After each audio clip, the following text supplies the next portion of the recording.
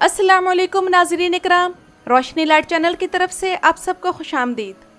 मेरे आज की वीडियो भी अल्परसलान के मद्दाहों के लिए है और स्पेशल उन लोगों के लिए जो कि एमरे कोनक के प्रोडक्शंस के दीवाने हैं और इनके बनाए गए तारीखी ड्रामे बहुत पसंद करते हैं।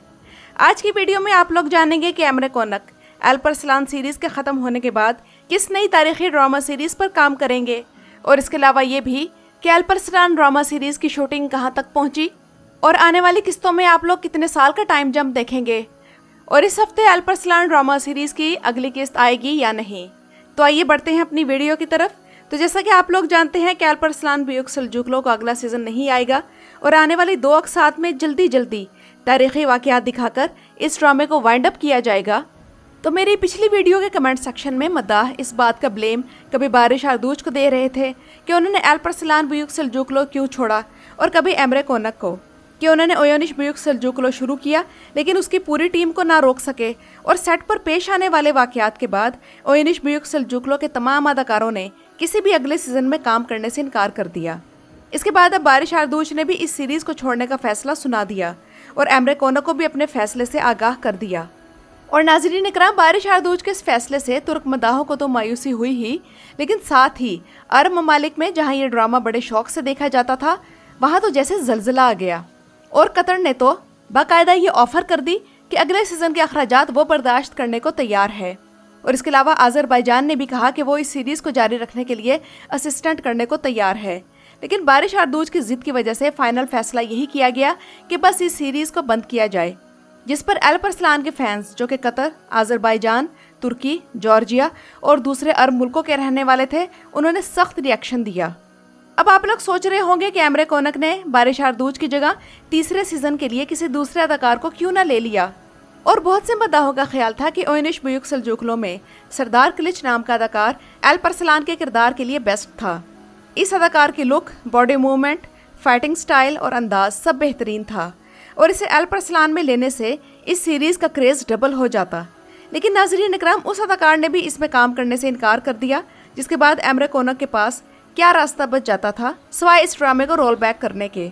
और अब इस सीरीज़ का अंजाम यही हो रहा है कि इतनी भरपूर तारीख से मुज़य्यन इस ड्रामे को बड़े वाक़यात स्किप करके फाइनल 2 किस्तें दिखा दी जाएंगी।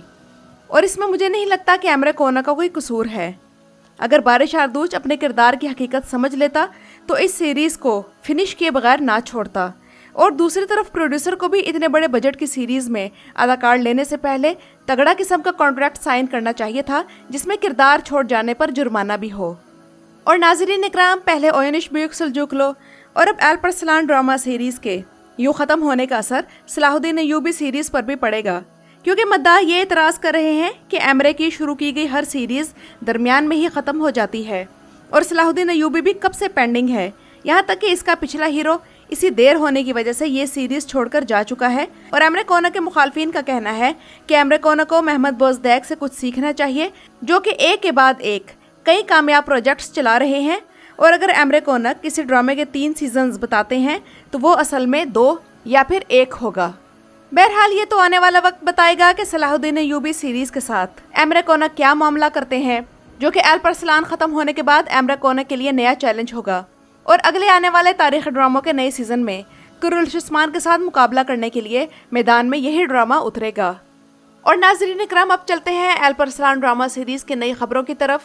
और इस मामले में ताज़ा तरीन अपडेट्स ये हैं कि अल्परसलान ड्रामा सीरीज़ मद्दाहों को कंफ्यूज कर रही है और बिल्कुल भी समझ नहीं आ रहा कि जब इस ड्रामे के बारे में ये तय हो चुका है कि इसका अगला सीज़न नहीं आएगा और प्रोडक्शन कंपनी की तरफ से भी ये फैसला फाइनल हो गया है, तो TRT चैनल जिस पे ये ड्रामा ऑन एयर हो रहा है, तो इस पर इस हवाले से अभी तक कोई ऑफिशियल बयान क्यों नहीं आया। इस ड्रामे के हवाले से अंदरूनी तौर पर क्या चल रहा है, इस बारे में अभी तक कुछ भी कंफर्म नहीं है। और जहाँ तक इस ड्रामे की नई किस्त ऑन एयर होने की बात है, तो पिछले हफ्ते तो नेशनल फुटबॉल मैच की वजह से इसकी नई किस्त नहीं आई, लेकिन इस हफ्ते भी नाज़रीन इकराम इसकी किस्त ऑन एयर नहीं होगी।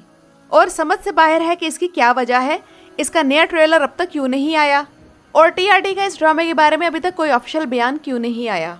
बहरहाल अगली किस्त में आने वाले वाक़यात की अगर बात की जाए तो नाज़रीन इकराम, अब तक की खबरों के मुताबिक इस ड्रामे में 7 साल का टाइम जंप दिखाया जाएगा, जिसके मुताबिक हालात ये होंगे कि एम्परर दुकास की मौत हो जाएगी और मलका एवादोकिया रोमान देओजान को कैद से निकालकर बादशाह बना देगी।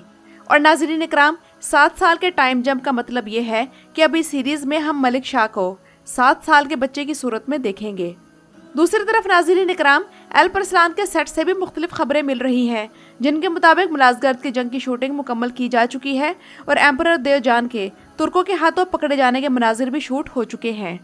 और अल्परस्लान सीरीज के तमाम कास्ट अपनी अलविदाई तस्वीर भी पोस्ट कर चुकी है, जबकि इस ड्रामे में काम करने वाले अदाकार इनफरादी तौर पर भी अपनी फेयरवेल तस्वीर सोशल मीडिया पर शेयर कर रहे हैं। और यानी कि पहले सुल्तान मलिक शाह और संजर और उसके बाद अब अल्परस्लान भी हमें छोड़ चुके हैं। और इस किस्म की तारीख़ी ड्रामा सीरीज से मदाहों की इतनी ज़्यादा अटैचमेंट हो जाती है कि उन्हें ये यकीन ही नहीं आता कि बस अब वो अपनी स्क्रीन्स पर इस ड्रामे को दोबारा नहीं देख पाएंगे। सबसे पहले ये मामला दिल शार्तुल के मदाहों के साथ हुआ, फिर उसके बाद दास्तान ड्रामा सीरीज़ भी इसमें शामिल हो गया, और अब इसके बाद इस लिस्ट में ओयनिश ब्यूक सल्जुकलो के बाद अल्परस्लान सीरीज़ का इजाफा भी हो चुका है। और मैं तो ये सोचती हूँ कि जब कुर्रतुल उस्मान की आखिरी किस्त ऑन एयर होगी तब मदाहों का क्या हाल होगा, जिनकी इस ड्रामे के साथ कई सालों से इमोशनल अटैचमेंट जुड़ी हुई है।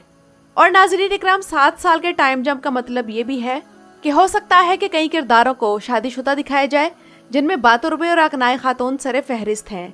और इसके अलावा 7 साल के वक्फे के बाद सरदार एल्प अब एक जवान लड़का बन चुका होगा, और चूंकि उसकी बड़ी ख्वाहिश थी कि वो अल्परस्लान के साथ मिलकर लड़े, तो अब आने वाली आखिरी किस्त में इस बच्चे की ख्वाहिश पूरी होने वाली है।